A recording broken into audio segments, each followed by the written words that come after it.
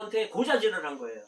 아, 저기 저 진 중에 어떤 사람들이 해막에 안 가고 예언합니다. 하나님을 위해서. 그러니까 이 여호수아가 그때는 하나님을 섬기는, 모세를 섬기는 사람이었는데, 모세 밑에서 모세한테 달려가 갖고 말하는 거예요.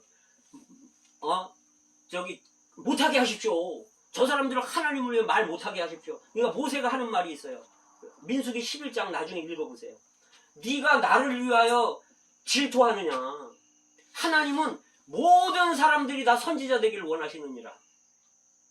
이렇게 말하고 있습니다. 모세는 하나님의 마음을 알았던 사람입니다. 그래서 바울은, 자, 그러면 마지막 결론적으로 말씀드리겠습니다. 바울은요, 자기가 복음 전하는 일을 할 때 이방인을 제물로 드리는 복음의 제사장이었다는 거예요. 우리 제사장으로서 나가서 복음을 전하는 겁니다. 그래서 이방인들을 하나님께 제물로 드리는 겁니다. 그 다음에 로마서 12장에 보면 너희 몸을 하나님이 기쁘게 받으실 거룩한 산 제사로 드리라.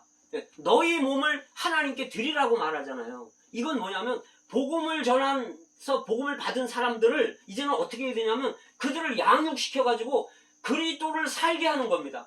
그리스도가 제물이 돼서 그리스도와 하나 되게 할 뿐만 아니라 그리스도를 살게 하고 그 사람 자신들을 하나님께 제물로 드리게 하는 거예요. 이것이 제사장들이 하는 일입니다.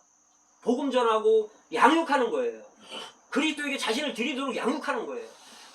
에베소서 4장에서 또 이런 사람들을 온전하게 해가지고 그리스도의 몸을 건축하게 하는 거예요.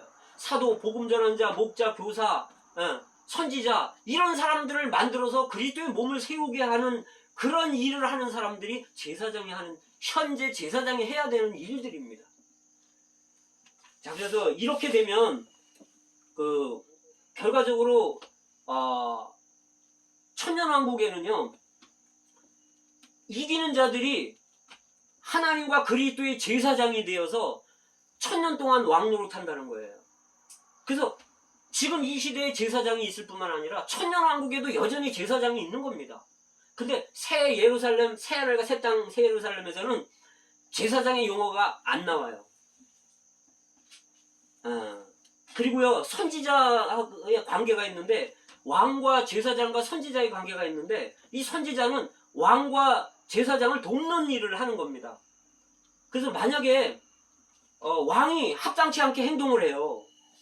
그러면 선지자가 나와서 왕한테 하나님의 말로 경고를 하는 겁니다. 그리고 제사장이 합당치 않아요? 그 선지자가 가서 제사장에 대해서 합당하게 하도록 일러주는 겁니다. 그게 선지자의 말입니다. 그래서 왕과 제사장은 선지자를 위해서 있지 않아요.